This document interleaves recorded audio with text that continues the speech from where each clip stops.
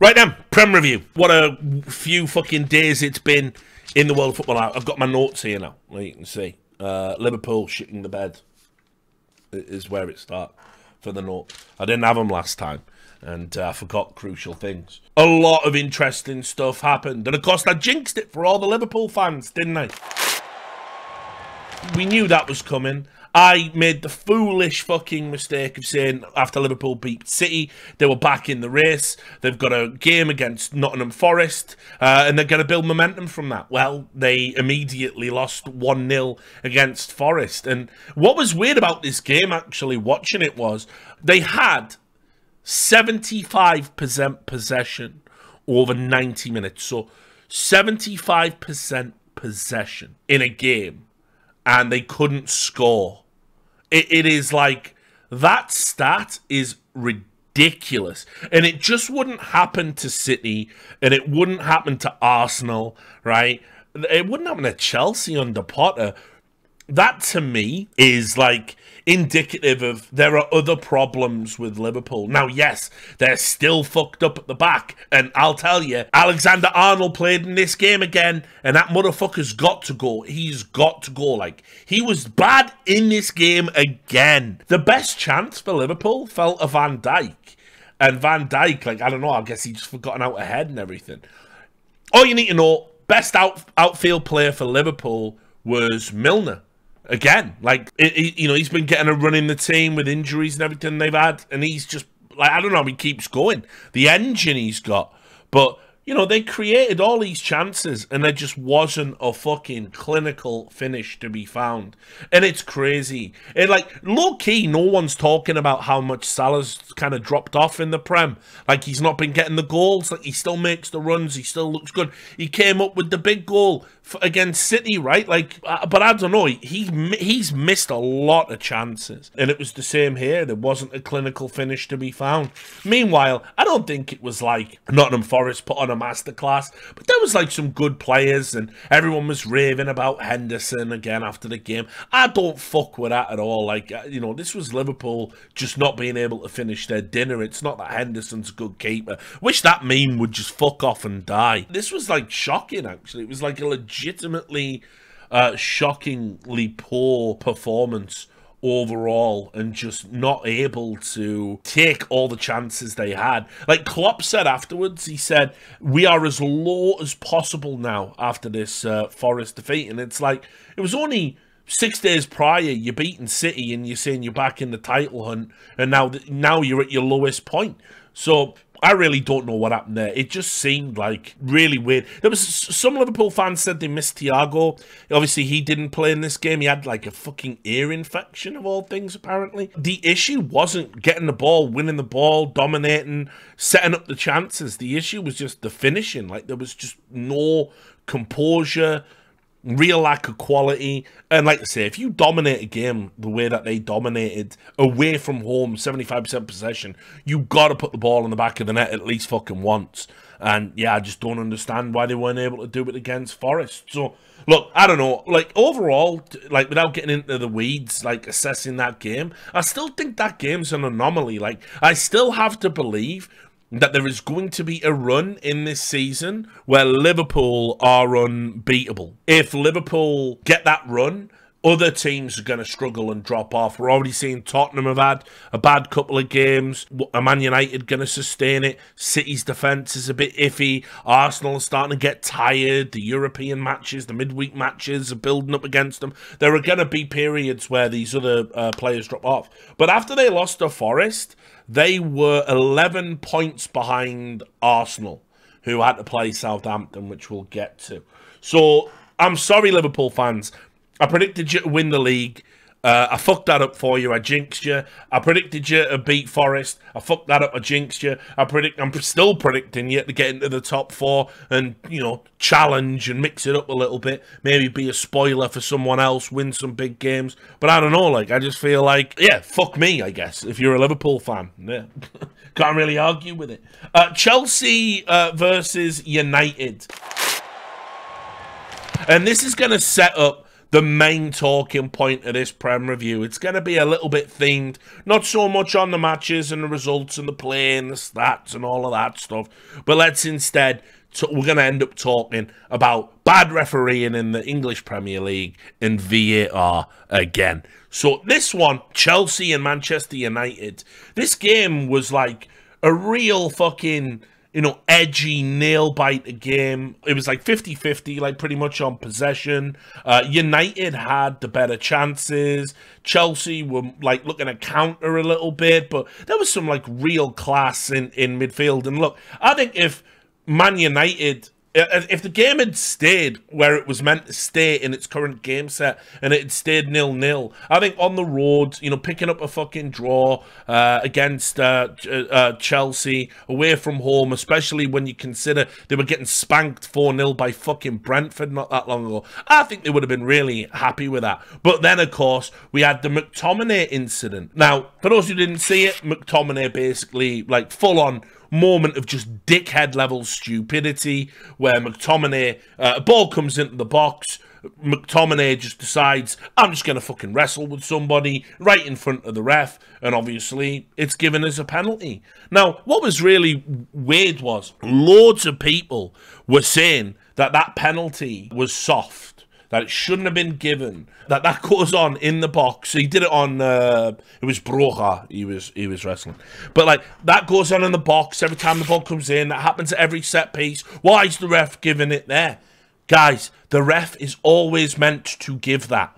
This is the point. When refs let it slide, that's bad refereeing. This, calling it out as a penalty, which it undeniably is, that's good refereeing.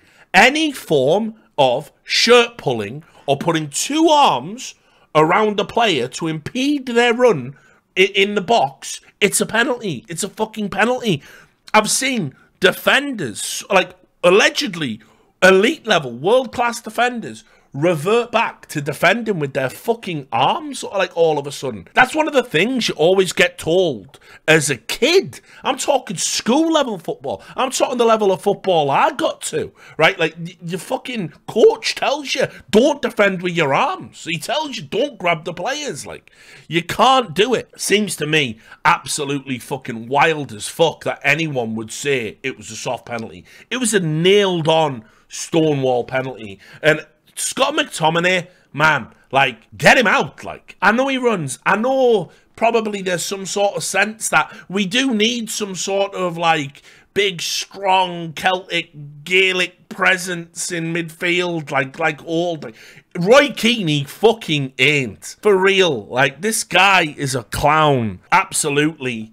Has to be fucking dealt with. You know, giving away a penalty, it could have cost them, but I'll tell you, this is emblematic of Ten Hag's transformative United. Did they give up? Did they fuck? And in the end, Casemiro, we'll talk about him in a second, he gets a 94th minute equaliser, great ball in from short, fucking a header. This motherfucker got up like a salmon, like, it was fucking ridiculous. Looping header, in off the post, you know, and deserved draw, easily deserved draw.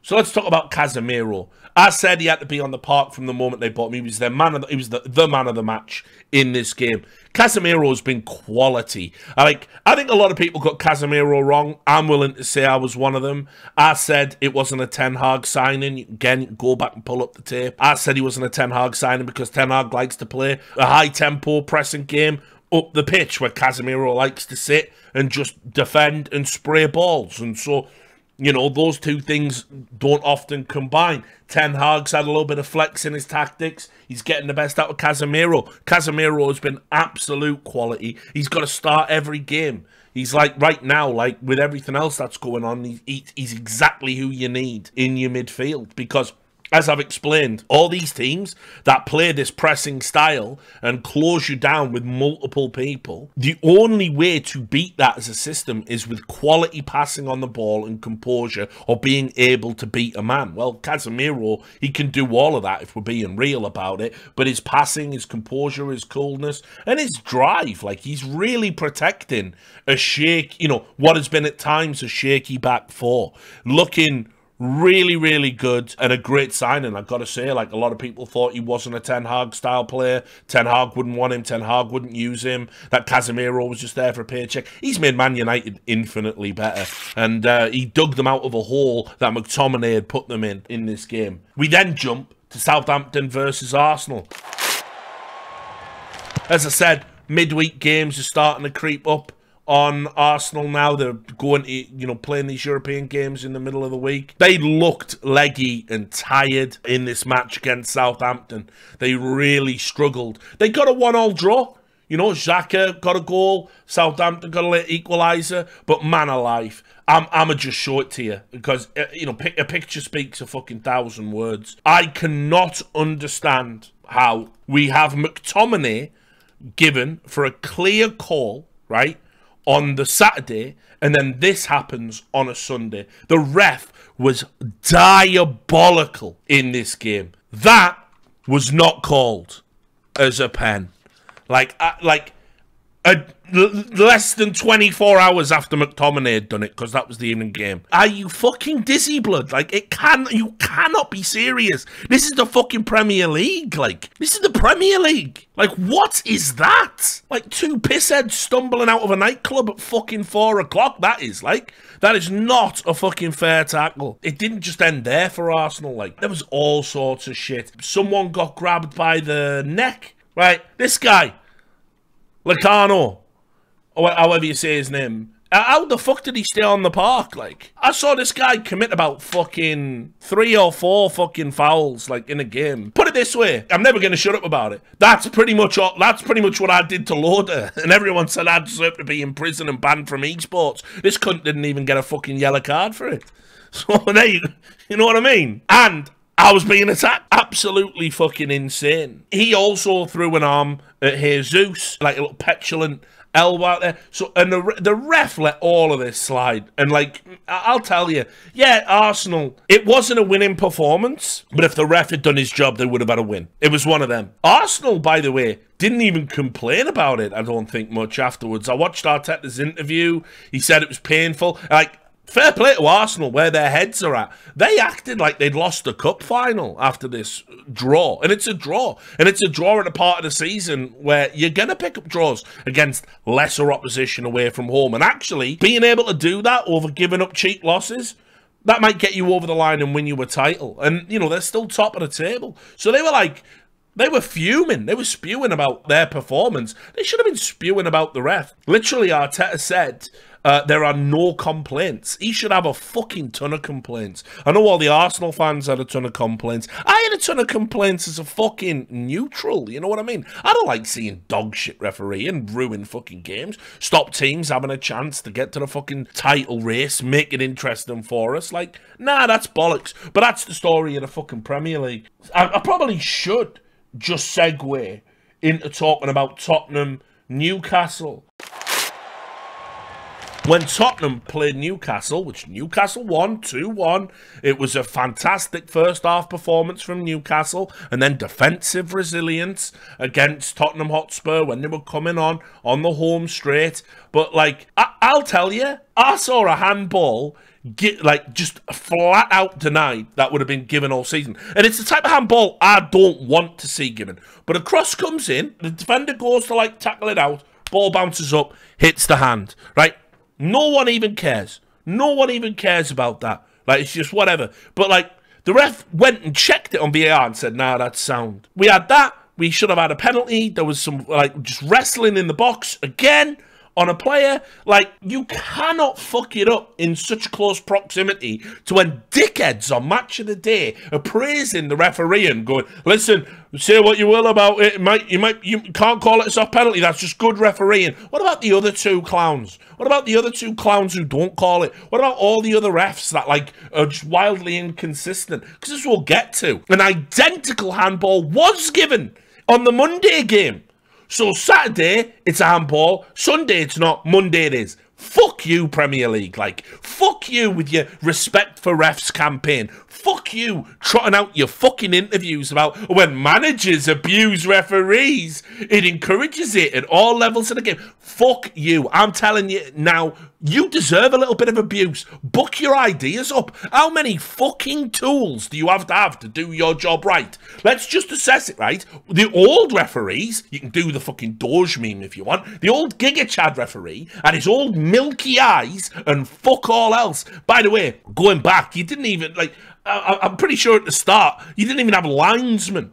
They weren't invented until, like, later. But okay, you got your linesmen and you got your own milky eyes. And that's what they had to deal with. Refs today have a referee, a second referee, looking at a monitor that they can talk to at any time about anything. 2 assistant referees that have a higher degree of training than used to be given out to linesmen. You have a Hawkeye on the fucking goal line. You have VAR, which you can review when there's a natural pause in the game and take as long as you need to arrive at the correct decision. And you are still getting decisions wrong. This is mental. You could train a child to do your job. It is a joke. So if you cannot get it right with all of these fucking tools, it's about the people. It is incompetence. It is rank incompetence on a mass scale. And I am telling you, it is going to cost a team its existence at some point. Hyperbole? High drama? No. We all know all these top clubs just piss money away and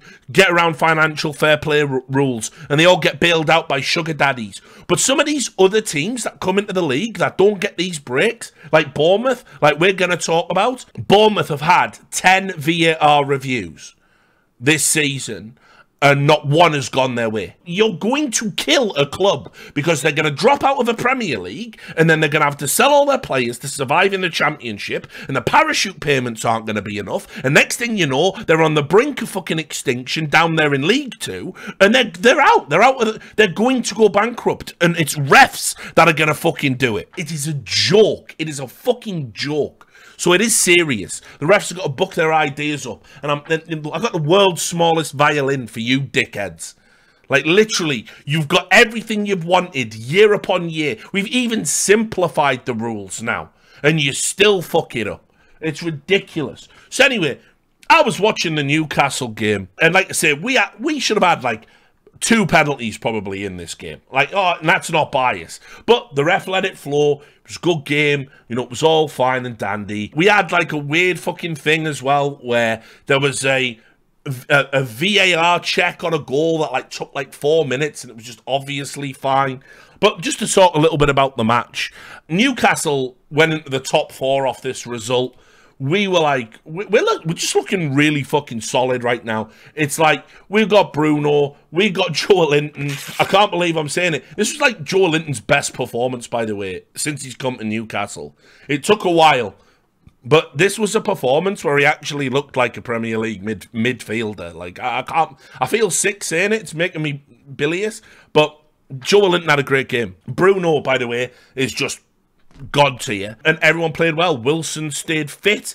Almiron, it was something mad. Like, he'd scored like 9 goals in his previous 110 matches, and he's got 6 in 12 this season. So Almiron filling the breach because St. Maximan's been out. You know, Almiron filling the breach and giving us that goal threat and a bit of pace moving forward and running at defenders. You know, that's just been fantastic, and we found that extra thing and, you know, that extra yard that we need. And Botman's been super solid at the back with Byrne. Yeah, we're a really good team. For Tottenham, I saw, again, I nearly threw up. I saw someone say, right, oh, well, after this week, because they had back-to-back losses, obviously, we all know what happened in Europe in the middle of the week. Everyone was like, oh, negative Conte ball. Conte out, Tuchel in. I was like, blah, blah. Right. One of the big criticisms coming in from the fans is that they don't, they're saying there's no midfield creativity. They don't have a creative midfielder. Like, Kulishevsky's out. Like, look at their squad. Like, I don't know what to tell you. They have got people like that. I don't get it. Like, I don't understand what they're doing. Like, why they're getting played, honestly. I don't think Conte has better options. But, like, okay. Ryan Sessegnon. Nah. Not good enough. Overrated for me. Sorry. Never rated him. Basuma was sold to me like he was going to be like, you know, some fucking absolute dominant force. Like, a creative Conte is what we were supposed to be getting at Tottenham. Nah, wasteful on the ball. Gives it away too much. Silly tackles. Basuma's not good enough. Right, and he was the signing. Perisic is old, but he has chipped in with assists this season. Also, I got a message, because people message me about Prem Review all the time. Well, they've all been really nice and dialogue-y generally, no hate. I never thought talking about football would be safer than esports. I had one, he says, Richard, you say every week that Perisic replaced Kulishevsky. They don't play on the same flank. And Perisic is being used as a wing-back. No, what I meant was, when I say that he was a replacement, obviously Kulishevsky got injured ahead of the transfer window, and so I don't think the Perisic signing would have happened if Kulishevsky had been available. I think they looked to bring in somebody who's like a bit more utility and can be creative and can be played in a variety of positions as Perisic has throughout his career. So that's what I mean, you know, by that. But Perisic, he's like 33. He's the one that does all the huffing and puffing. Bentancur, he's probably their best midfielder with Kulishevsky being injured. And then who else have they got? Sarr? Like, who is there? Like, really? There is not a single world-class creative midfielder if Kulishevsky's not on the pitch for them. So you can't blame Conte for that. You can't say that's Conte ball. If he had better midfielders, Tottenham are going to get better results, you know, like with the style of football he's playing. I think they're solid defensively. Not amazing. They seem to do this weird little zonal thing. Like, you seem to get way too much time around the edge of the box and in the box. You can always take a touch. I don't know what's going on with that. And they're lights out going forward. They've got an unbelievable strike force. They just need, like, one or two midfielders to either step up their game, or in January, they just need to go get one, like, actual creative midfielder, and then they're fucking sorted out. So anyway, Tottenham, like, what happened was as well, and I thought this was hilarious. Obviously, I don't talk about the European games in Prem Review, but Conte was spewing after what happened in Europe, because you saw they had that 95th minute winner, 2-1, would have put them top of the group, I believe, and obviously it got disallowed, and people didn't even know the rule, people didn't understand it was the correct decision, people were going, yeah, but the ball went backwards, yeah, that hasn't been the rule for a while now, it doesn't matter, it's where you are when the ball is touched. Kane was offside, it was the correct decision. And then Conte came out today and he did like a little interview where he was talking about VAR, and they were going, VAR, oh, it's just not football, it's just not football, is it? It's like VAR fucking did you so many fucking favours in the Newcastle game, by the way. They went over, reviewed it, and somehow didn't award handballs, somehow didn't give penalties. So you don't get to complain about VAR when it's been your friend most of the season. That'd be like Liverpool complaining about VAR. Fuck off. But anyway, Newcastle.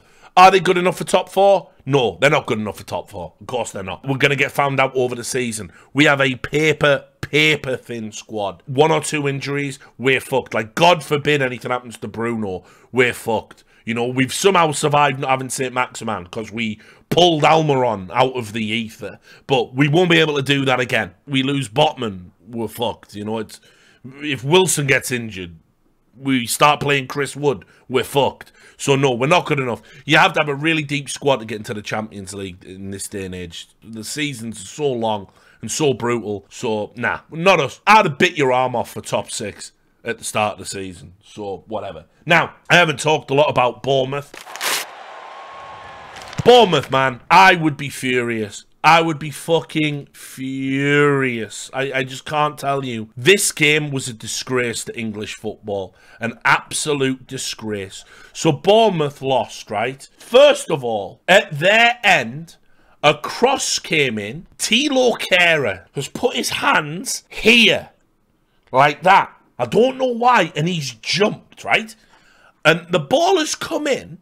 And he has pushed it towards goal. Like a volleyball boost. Not one hand, but two. Go watch the highlight. It is mental. I'm watching it. Well, that's a definite handball, right? And then the people that were watching the game, I think it might have been Lee Dixon, said, well, that's definitely a handball. This won't count. And we all just sat there. Me, Lee Dixon, I don't even know if it was him. You. And the ref's given it. And said, this is a natural position. His hands were in a natural position. I was like, that is one, when you look at it, it is one of the worst decisions I've seen any referee make ever at any level of the game. It is an outrage. It is an outrage. Now, Bournemouth are behind against Hammers. They go seeking it. Then they get hit on a counter. And an identical, right, a cross from Benrahma comes in, hits Zamora in the box. Not to be confused with the great Bobby Zamora, Jordan Zamora. It hits his hand in the box as he's like diving in the exact same way that wasn't given against Tottenham. And it was the 91st minute and the ref VAR'd it, said, yeah, that's a definite deliberate handball because his hands are not in a natural position, even though another ref had said that was a natural position if you were sliding in the Tottenham game. And so Bournemouth have lost this game 2-0. Now, look, statistically, probably West Ham deserved to win. They had like 20 shots in this game. It was mental. They created loads, and we'll talk about that in a moment. But just on the fact that Bournemouth are showing this tenacity, and let's be real, Bournemouth are mid-table at the moment, but they are going to get sucked back into the doldrums, into the nightmare as the season goes on. You know, they're mid-table, but they've only got 13 points, right? And I still think Bournemouth have to be among the favourites to get relegated. Things like this are going to cost a club. And then when I heard Gary O'Neill afterwards say that statistic about 10 VAR checks and not one of them having gone Bournemouth's way. Don't ever tell me big clubs don't get preferential treatment in the Premier League, because there is no way that statistic could be true. I see refs get VAR calls wrong every week. How could Bournemouth not benefit from 1 out of 10? How? It's impossible. Absolute nonsense. I felt super sorry for Bournemouth. Bournemouth has made, like, you know, a bit of a fan out of me, because obviously, since they got rid of Scott Parker, they've been just a totally different team. And Gary O'Neill, he's looked really, really good, you know, in the job. He's handled himself like really classy guy. Even with this, he was like, you know, credit to Hammers, well done to Hammers, but what's up with this? And nah. Really, really like the dude and really like what he's done with the squad. And I want Bournemouth to stay up. But West Ham, they were just better than where they were. When they were languishing in the bottom 3 and they couldn't score goals, you were like, what's happening here? But I did tell you, Benrahma is like way better than people fucking give him credit for. Benrahma is a sick player. For me, like, because Rice, I think he gets way too much shine. I'm not a true believer in him. Benrahma has been great, and Shamaka was great in this game too. Still a little bit wasteful, had some chances, but this was just, for me, Benrahma masterclass. Best performance of the season, and that's saying something, because I thought he was amazing against Forest. West Ham kicking up the table. They were too good to stay down where they were. They should finish in the top half still. I think with the squad they've got, Moyes is doing a good job there, and you know they've been a little bit unlucky with VAR and bad refereeing as well earlier in the season, particularly that Chelsea call.